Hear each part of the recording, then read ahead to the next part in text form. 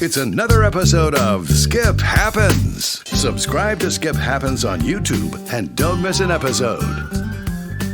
Everybody, and welcome to Skip Happens. How are you? Hopefully you've had a good week so far, and here we are, a little bit out of my comfort zone again, and something I'm starting to do is kind of expand not only with the artists, but I want to reach out a little bit because there's a lot going on in the world, and there's a lot of people that can tell us a lot about what's going on in the world and how we can just kind of all get along and make things better. But I'll tell you, today I've actually got one of my friends here. You'll see him right there. Now he's on the camera. Yeah, Matt Mallinowski, Lieutenant Syracuse PD. What's going on, brother? Hey, how are you? One thing you said, you're a little bit uncomfortable. Is that because there's a police officer in the room? Well, at least you're not in uniform. I don't want you to be uncomfortable already. We're just getting started. No, exactly. But hey, thanks for coming over and thanks for hanging out in the pod zone. It's been quite a while since we've actually had somebody in the pod zone, all because we were talking off the air and just kind of talking about things. And I said back a few years ago with the pandemic, I can't believe it's been 3 years already, something like that. I don't know, but that's when things changed for all of us. Yeah, that was a tough time for policing. We were literally going into people's homes and breaking up from hanging out, or too many people were partying.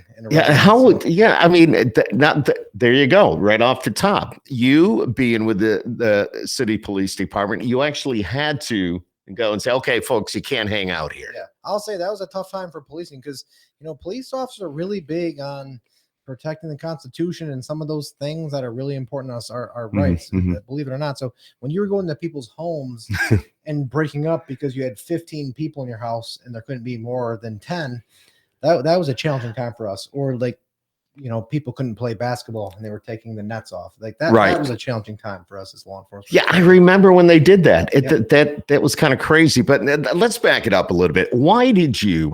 First of all, how long have you been on the police force? I've been there for 11 years now. 20 and out, right? Yep, that's it. but you obviously enjoy what you do. Oh yeah, it's a great profession. Why did you want to become a police officer? What inspired you to do what you do? Yeah, so all started as a young kid. My grandfather was a Jefferson County sheriff, so 2 counties north of us, right up north. But I used to just see, as a young child, him coming home in uniform and hearing the stories, and it was just an honorable profession. So it's something that just always stuck with me, something I wanted to do. But it's always been, I think, an honorable career, and I think it's something that people should still definitely consider. Consider. For exactly. sure. If you weren't a police officer, what do you think you'd be doing? Oh man, I would do something with no stress. So probably loading baggage on a plane, or my mom owns an ice cream place. I did ice cream. I scooped ice cream for a while. Yeah, really? So I'd probably do that. I'd probably go work at my mom's ice cream place, to be honest with you. Whoa. Mom's ice cream place. Yeah. This is the Matt Mallinowski we don't know. Yeah. Tell us about the ice cream place. Yeah, I did that for many years. Up in Pulaski, my mom has a homemade ice cream place. It's her 20th year anniversary. I started that. That was my first job. But I'd probably do that, scooping ice cream, something with low stress, because what police officers go through, what most people don't understand, is that a traumatic event might be, say, arguing over a parking spot, or maybe you're arguing with the cashier over the price of something. Right. What police officers deal with on a daily basis is probably at least 1 to 7 times a day is a traumatic experience that is life or death situation, and you're putting these people through this, and they do this every day when they work. And we expect that of these police officers. So I'd say, like, I will take a job any day that doesn't involve that all the time. But you absolutely love what you do, though. Yeah. Oh, it's a great job serving people, taking care of people. And the one thing about policing is that when you call 911, we're the only service that responds. Good luck trying to get a hold of the tax department. You have a point there. It's usually the police that what you're doing for the community, and now you've worked your way up to be lieutenant, which is really cool in its own thing. But just getting out there and making the connections with the citizens and all that. I know you make that effort to go to different parts of the city and actually, kind of say, hey, we're here, we're good, we're friendly, we want to help you. So I think one of the biggest things I learned as a police officer is the relationship side of things. Mhm. So whether it comes to any point in your life when you're trying to build any sort of connection with someone, it's building that relationship. And we've struggled with certain parts of the community. The problem with policing is we're not always going to be like looked at the best way. And what I mean by that That's is true. the fire department is always the best. When you have a cat stuck in a tree, Oh, yeah. a house burning down, the Mhm. fire department's always the hero. But sometimes we have to come in, and you're going to get ticketed if you speed too much, right? Or if you have, Yeah, been or there. you roll through a stop sign. So sometimes we have to be the parent, and that's where it builds the Mhm. friction. So it's always finding that balance between being, the heroes of your community, but also trying to also enforce those laws that keep us all safe. Mhm. What would you tell somebody that wants to be a police officer? What would you tell them about the job? Well, it changes every day. Okay. I would say that, it really comes down to service, and it's not something that could be about money, because I can tell you, it doesn't matter how much you pay a police officer. Mhm. When you're dealing with that type of stress day in and day out, it doesn't matter about the money at that point. So it really becomes, is it something that you want to do to help your community? Is it something that you want to do a good service? Right. And that's where it really Right. it comes down to. We've been, I look at you as a hero, as a first responder, somebody that's going to be there, whether it's you or anybody that works with you. It doesn't matter if you're in the city or the county or maybe some of the local departments, but we look at you as heroes. And what makes me really think about that is what we saw just recently with the shooting in Nashville. Oh yeah. And, sure. Watching the news, watching the press, watching how all that went down and how professional that the Metro Police Department in Nashville was. And they were, it really kind of, I was watching, well, I'll be honest with you, I was watching CNN, and the screen was split, and they were comparing it to what happened in Uvalde. Yep. I imagine that gets talked about a lot in your course, place, but these Metro police officers didn't even think twice about going into that room. Didn't hesitate one bit, armed and ready to go and do what they had to do. 100%. I would say that the officers in Nashville, proud of my brothers and sisters in Nashville. That's what we're trained to do. There used to be, and Columbine changed the whole game. Okay. So it used to be kind of a sit and wait, get the SWAT team out, call people out. Now it's you go in. And it might be an incident where if you're the first officer there and you hear an active shooter and your backup is several minutes away, you might have to go in by yourself. But you try to grab a team of 1 to 4 officers, and you go in and you find that shooter. And they did a great job. They went right in, put their own lives at risk to save other lives and neutralize that threat. And I thought that that's the way it's done. And again, when you compare it to Uvalde, not the same thing. I would say that the way it was done in Nashville is how we're trained. It's a lot to be talked about. They did a great job. And training comes in. You're right. Yeah, absolutely. Now, what do all the officers carry one of those weapons like in their trunks? No. So that's the problem. Like, it's not unlimited resources. Okay. So not every officer has a semi-automatic rifle to carry like that, but having that is a valuable tool for sure. 100%. You have it. You know what to do. You know what to go. I don't even think you probably don't even think about things. You have a job to do, and you go in and you do the job. You don't even think about, I could get shot and killed. Something could happen to me, but you have a job to do. You're going to go and you're going to do that job. So yeah, I can say this. So several years ago, we had a shots fired at the mall. I was there for it, and we heard bang, bang. So you think it's an active shooter. Now people are running. And at that point, we were in a store. I'll never forget it, with one of my coworkers. And I grabbed onto him and I'm like, this is it. This is what we're trained for. Yeah. And we ran towards the gunfire. And as people were running by you, you're still running towards that threat. And at some point, the fear just goes away, because again, it's so much ingrained in your training that just go to the threat, eliminate it. And that's, again, what we're talking about that. And what about all these calls that they call swatting? And all that just recently, I mean, I think the news, everybody sees this on the news, and their mind, I shouldn't say everybody, but certain individuals, their mind might be going in a certain direction. So just so people know what swatting is. Yeah. So say someone was watching this per se. Okay. Just to mess around with us, they would call up our local 911 center and say that there was an active shooter in the house. We wanted to hurt and kill someone. They would watch a SWAT team come in and try to get us on the ground and put our hands up there. So that's what swatting originated from. And it started over playing video games. But now it's evolved from doing it to schools. But you can't have an incident like happened in Nashville and then call up local schools. So now everyone's heightened. But it's something to be aware of. But again, people are always going to try to take advantage of a situation. What do we tell our kids about that from your perspective? About not the swatting, but about everything that happened, for example, in Nashville. Okay, so the biggest thing with an active shooter, and this is something people have to know about, it's called run, hide, fight. And that's really the best advice. So if you could be in the mall, you could be in a school, wherever you're at.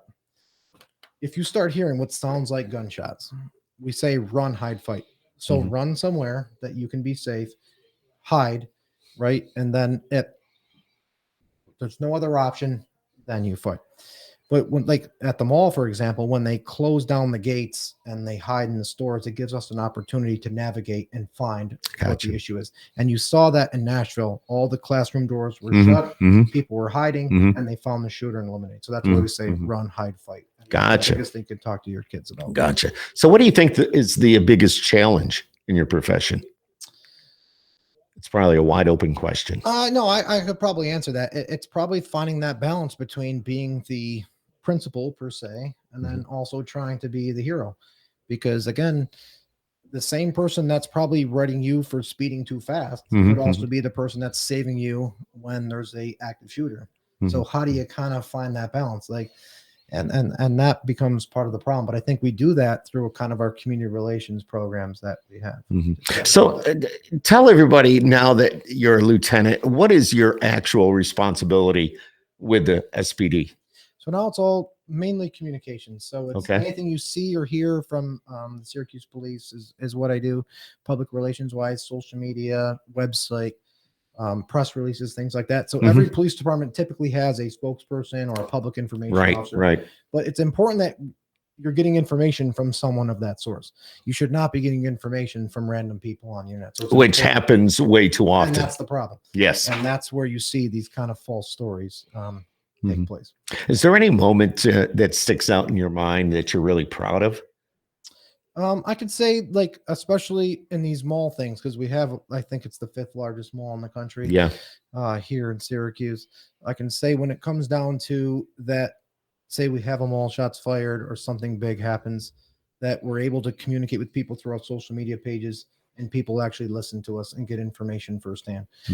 That's one of the biggest things. I can see no one really trusts the media anymore, especially in fake news. True. So having the ability to communicate to the public is what means the most to me, and just give them the facts. Right. I'm not motivated by profits. I don't get paid more if you click on my story. Right. Exactly. Yeah.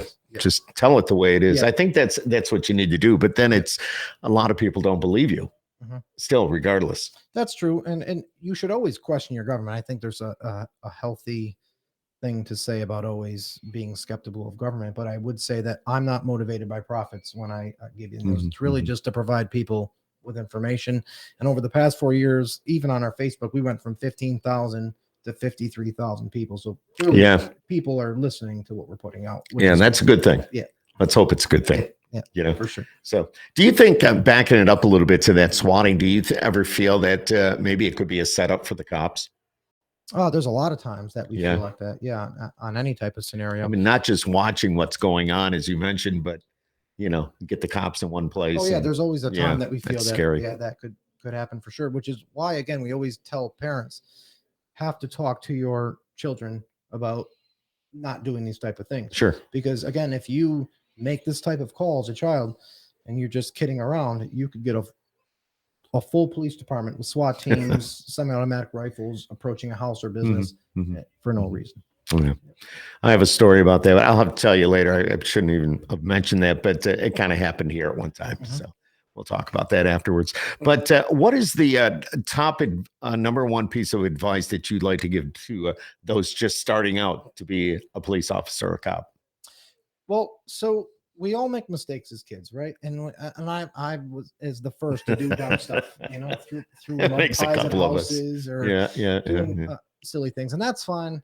But you do have to live a general good life, and then maybe you stole something as a kid, whatever. You have to learn from those lessons. But we're really looking for if you want to become a police officer, you're the guardians of society. You really are. You're expected to protect everyone. So you really do have to live a moral life. So when it comes to time to like steal or do something bad, you have to be the one to be like, that's just not right. I think we've all, I think growing up, I mean, you think back, you know, as a little kid, you know, we've all done crazy things, stupid things, and we've learned from it. And that's fine. So, and we're not expecting perfection. Right. But I think you do have to live a life of like whoever the bully is on the bus, you need to be the one that takes care of the bully. If you want to be a police officer, that's it. You're the sheepdog.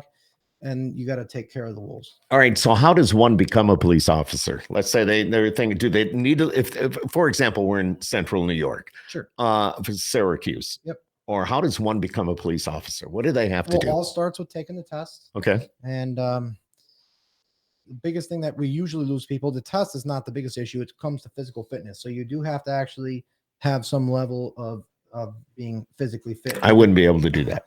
Well, I know. Me at 34, I don't know if I could redo the test again. I think you could. Yes, but you have go ahead. To have a relative good physical fitness. You have to have good, mental health, obviously, because we're asking you to enforce the law.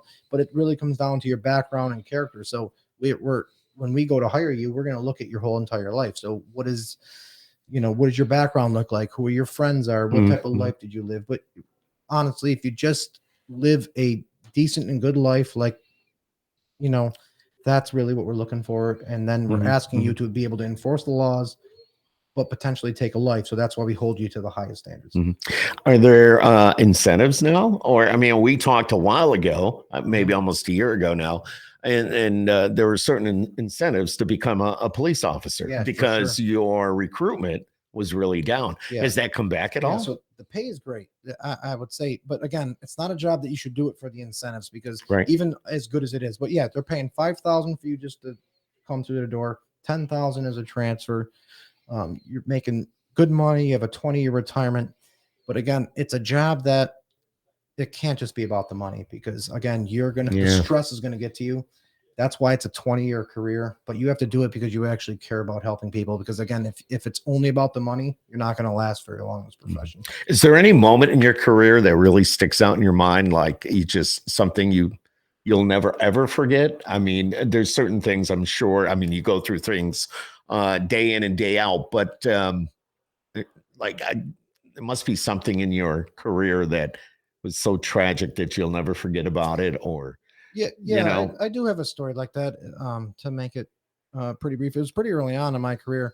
I remember taking a domestic call where I don't know how they related, but it was I will say, will equate to a husband beating on a wife. It was hitting her with a crowbar or something. So we make the arrest, and guy goes to jail.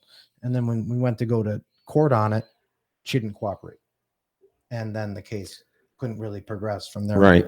So it became pretty frustrating, because it was like, what was the point? You know what I mean? You try to help this person, and then the limitations as police.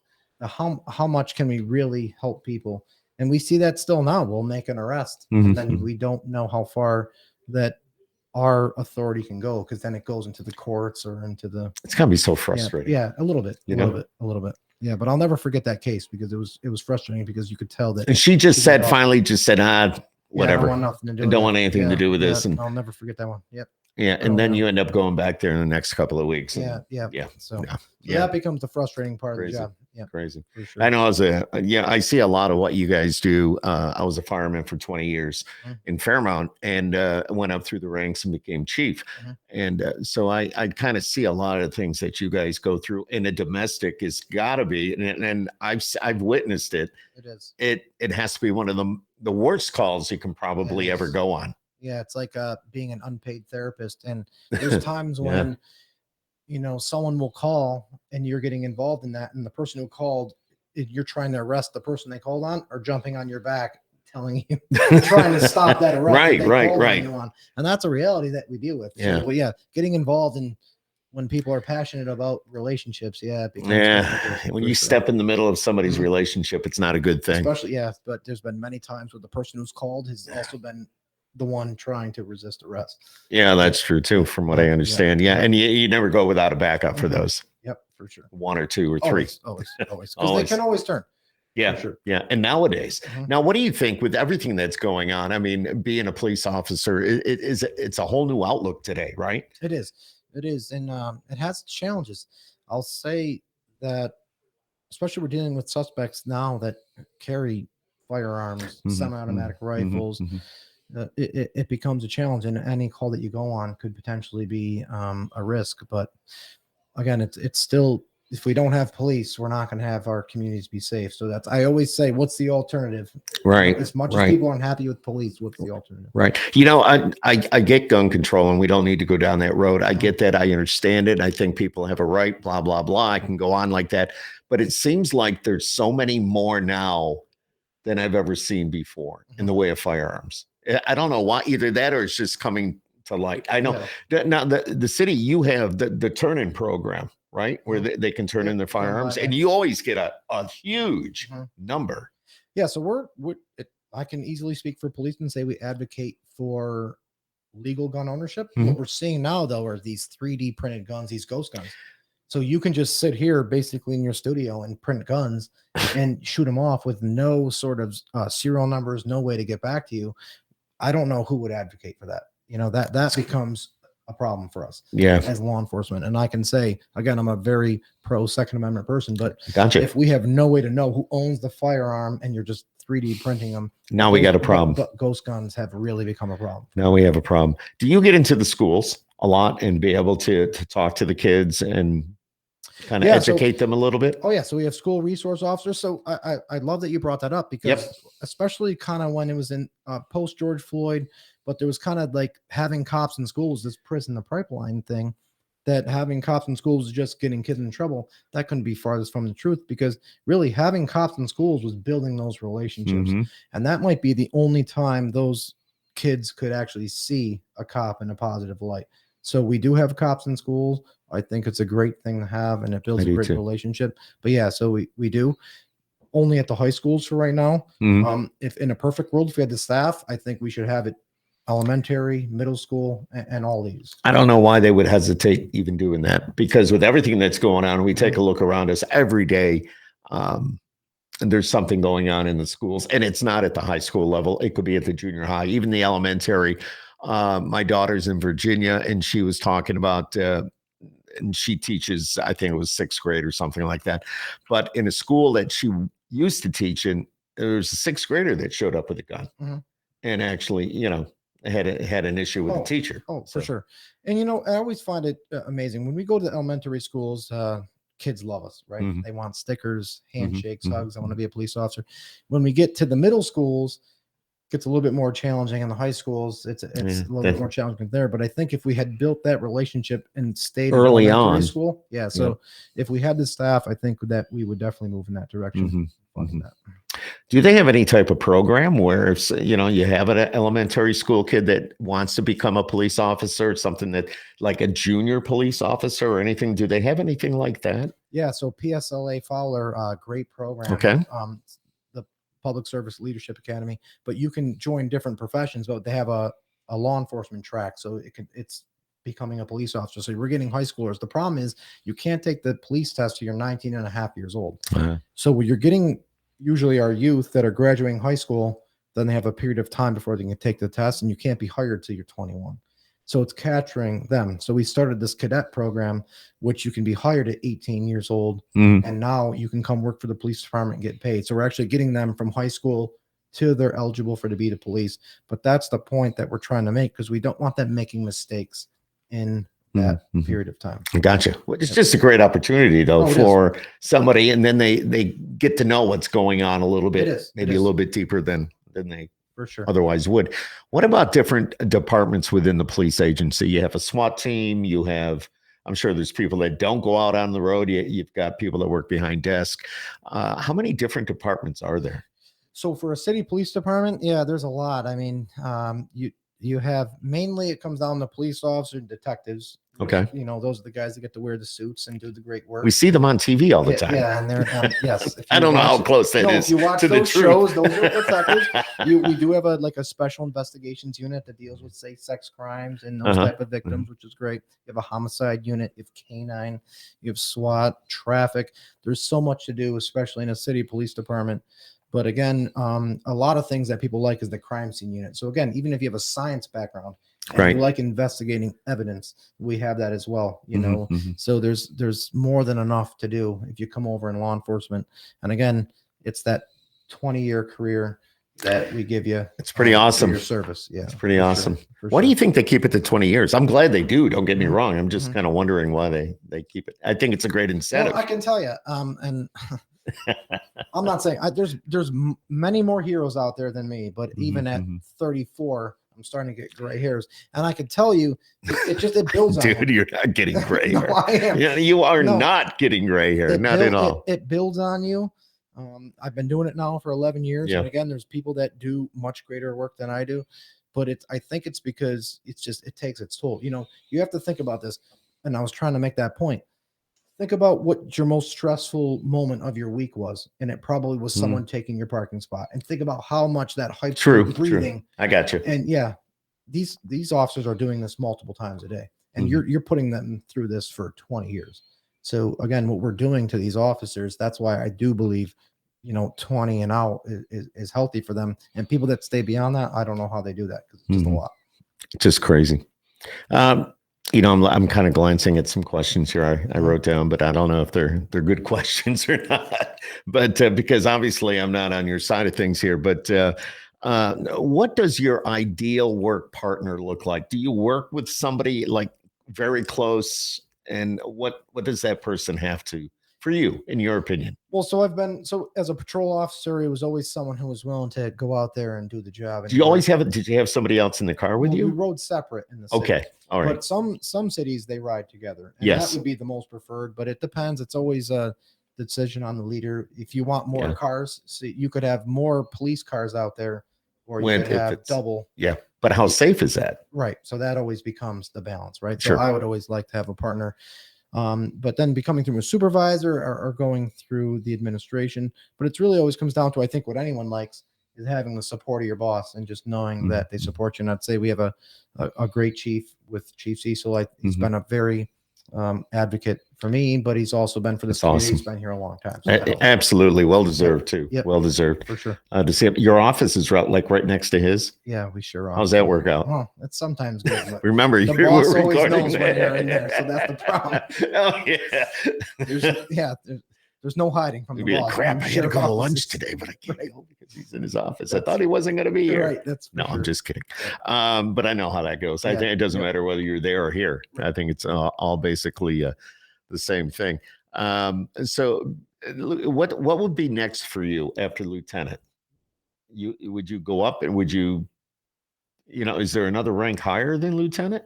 Yeah, chief? there is. There's Assistant captain, chief? yeah, Captain, there's okay. chief positions, but I would say I love what I'm doing now, and I'll tell you why. Because again, in this kind of a fake news type world where people don't trust what they're getting, I'm not motivated by profit, so I don't get paid more by how much you click on my stories, and I love being able to just tell people it is what it is. Yep. And at any point, we have a really good union, so I'm not necessarily worried about my job per se, as long as I'm doing my job. So I like to be able to give people the facts. And I think that's what people are begging for. Just what's the real story? And that's what I usually do. When it comes out to what's the story, we try to give you.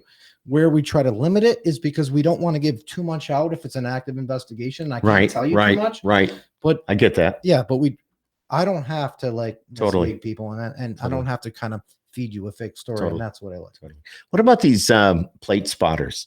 Or what is that what they call them? What they call license plate readers? That's license plate readers. Yeah, for sure. So I could be going in an opposite direction, and an officer's going to know whether or not I have, and not that I do. I mean, but let's say my plate isn't real. It's whatever. Well, they'll actually be on fixed locations, so they're going to be in different intersections all over the city. Really? So when I stop for a light, chances are something's going to be scanning my plate. Yeah. So big thing to understand about this. Okay. Because a lot of people are worried about it. Okay. I'm not worried about it. No. I'm not one of those that says you're invading my privacy at all. No, it's going to be a game changer for us because I Okay. can tell you, we have a lot of people that commit our shots fired or shooting with injuries or Mhm. robberies. Mhm. They're fleeing in vehicles. When we have these license plate readers, we're going to be able to identify these people. That's great. We're not spying on people that are cheating on their taxes, maybe doing something behind the old lady's back. Yeah. We're not doing that. It's all criminal. No, it's for our major felony investigations, but Okay. it will be a game changer for us and it will make our communities safer. And I can tell you personally, it's not because if you're doing something nefarious in your private business, that's not what we're looking for. Mhm. If you're not committing a serious felony, it's not going to be an issue, but it's going to definitely help us to solve these crimes because they're being committed in vehicles and then they're fleeing in these cars. So having that license plate. So you have that license plate number. Yep. You're going to know where they are at certain intersections. You're Yep. going to be able to get on it right Yes, away. and I think when people gotcha. know that they can't go and drive and commit crimes, I do think it's going to make our community. Now, safer. isn't there when I pass a police vehicle, sometimes I see the two things on the trunk. Mhm. I don't know what they are. Yep, those are license plate readers. All right. So he knows whether or not, well, if he's got it turned on, right? Yeah, but that's only if your license is suspended or you have a stolen vehicle or you have someone kidnapped in your car. That's the only way. Nobody's in my go off. trunk. But again, it's not looking if you're right. you left work a little early or no one's spying on people. And again, I'd be the first one to say if we were, I would say we were spying on people. Well, you know what? In this day and age, they can spy on me all they want. Well, because with everything that's going on, I mean, I feel that I'm a perfect citizen. I may make some mistakes, maybe get a ticket now and then, but other than that, I have nothing to hide. 1 mile per hour over like everyone else does. One, just one. That's all. Just one. Right. That's it. I don't do anything over 1 mile per hour. No. Yeah. I know you don't. Everyone, it's within reason, but it's not this government spying program. Again, there may be things that the government is spying on you on, but license plate readers are not it. It's really an effort to deter these serious violent criminals that are going on. Mm-hmm. What about the shot spotters? I know you were big on that and still are. It's amazing. It's amazing. Yeah. Tell us about that. So shot spotter, this is how accurate it gets. So they put microphones all over the city and it's through triangulation, whatever that means. But it basically, 3 microphones pick up the sound. But so just take a city street. So if a gunshot goes off, they can actually pinpoint in the city street where it's at. So we're able to go right to the location where the shots fired and find the casings. Now, what's interesting about that is that there's been many times that we've showed up to a shots fired call right in front of someone's house. And we go to speak to them and they say, I didn't hear anything. Didn't see or hear anything. And the casings are right in front of their house. So if it wasn't for ShotSpotter, we wouldn't even. Nobody wants to get involved. No. And I don't blame them because the fear of retaliation is real. And it is more so than ever. Yes. Correct. Yes. Yeah. Especially when we kind of have this kind of pro offender type of criminal justice system where people are just getting out after committing violent crimes. So there is a fear that's real, but the ShotSpotter has definitely given us accurate data to know where to send the police officers where the most crime is occurring. How accurate has this been? Has it helped you solve crimes? Has it given you results?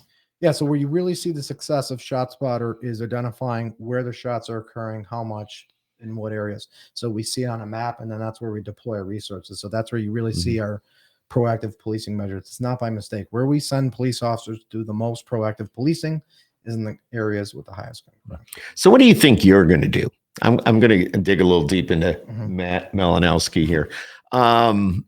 So when you are up for retirement or you put your 20 years in, what do you think you're going to do next? You're going to stay on the force? Do you think maybe a little politics or something? I could see you doing. You're a very smart man. I think you. Well, ever since getting in the information business, I'll tell you that I love trying to provide people with reliable and accurate information. So it's kind of been my thing. So whatever kind of profession that can continue, I'm going to try to do this as long as I can, as long as my stress and heart can handle it. But it will still be just to advocate for people doing the same thing. Love it. We've created a great network of a lot of the law enforcement PIOs here in the county. And we've created an organization that we meet monthly. Oh, cool. I didn't know you so, did that. Yeah. So it's Yeah. really just making sure that we're all on the same page and providing accurate information. I really do want people to know in Syracuse and in the county and surrounding areas that, you can trust the information you're getting from your police departments, because at no point I wouldn't sell or sell my soul for the devil. So if it came to the point where I need to tell people what the truth was, I'm going to tell you what it is, because Yeah. When I have usually, because I do the country music thing, and I talk to a lot of artists, I always ask them, do you remember what the first song was you ever wrote or ever sang? So I'm going to ask you, do you remember the first time you were ever on television or media, and what was that, doing your thing and giving an accurate report, and what was going through your mind on that? See? Well, so I don't want to put the person on spot, but no, you don't have to. It was we had a car crash with a notoriable person. It was national news. So it was my first press conference, and I had to introduce the chief of police, the DA at the time. And did you get the names right? I would have been so nervous. No, I got to the podium, and I remember someone saying, we're going to go live in 3 minutes. So I'm standing at the podium. Now there's 25 cameras. It was a national news story. And I learned how long 3 minutes was. So my knees started buckling. I was shaking, and I really felt I was going to pass out. Tunnel vision, couldn't hear. Somehow survived it. And introduced everyone. But yeah, that was my first time. And I was like, I can't pass out on my first time on TV. So that was my humbling experience. But no, I've learned a lot from that. See, things you'll never forget. I think you have. You do a great job at what you do. I appreciate that. For sure. I'll tell you, one of my Sunday morning routine is getting up and watching Today, and then of course watching CNY Central with Today in Central New York, and there's Matt Mallinowski. So some great advice. And well, I appreciate that. And one of the biggest things I learned was there's so much misinformation out in this world that people think that they know or they've heard. So we've always just tried to clarify that. And I still say, whether you want to reach out to Syracuse Police or me personally, I have my own Facebook you can reach me out on. I want to clarify any misinformation out there, because I would say probably 70% of what people know is incorrect. Yeah, I have to say, I give you a lot of credit for doing your own Facebook page, because I have a lot of friends that are cops, and they will not go on Facebook. They stay right away from that. No, I do that because I get scammed probably on a daily basis. People trying to commit scams to me, or if I learn something, or again, I just hear misinformation, and we could talk about a podcast of every misinformation thing that I've heard. And again, I think it's important that people know, like this, you have to know what your rights are. You have to know what's actual facts or not, and that's what becomes about. You mentioned the podcast. This is the first time we've actually sat down and done something like this. I know I had a chance to chat with you at the fair, but it recorded, then it didn't record, then it recorded and didn't record. That's okay. It's a moment we'll never forget. But I would actually like to do this more with you, like maybe on a monthly basis, sit down and if we could expand it a little bit, bring somebody in from the SWAT team, or if we get a moment to talk to the chief, or anything, just so we have all these different angles and different, what's your job? What do you do? And why do you do it? Yeah, sure. I think it would be great. And I think, again, from getting people interested in the profession, because we need them, because we're not getting the numbers that we need. And if we don't have people coming in through the front door, law enforcement's going to be a challenge for us if we can't protect our communities. And I think that'd be great. Now, with your job, though, are you on 24-hour call? Yeah, I've pretty much committed my whole life to this. Yeah. So, yeah. 3 in the morning. I offer that to the community. Anytime someone has a question, that's just great. reach out. This is what I'm doing for now. I'm going to call you at 3:30 in the morning. When I retire, Man, I was thinking. Whatever it is. Okay. If you have a question, I'm happy to answer it for now. Oh, I love it. I love it. I love it. Matt, thanks for coming by and spending a few minutes here with us today. Anytime. And just welcome to the Pod Zone, man. This, we've talked about this a lot. We've hung out a little bit, and I've told you I've had this. And anyone who has the opportunity to come here is very lucky. Yes, and I'd like to get more people in here, especially when we do this and talk about what they do and what they do for the community and how it all comes together. Real quick, how important is networking in what you do? Oh, that's one of the biggest things I learned, and I could give advice to anyone. It doesn't matter what career you're in. Networking is huge, and having that opportunity to meet people in the profession has been an amazing opportunity.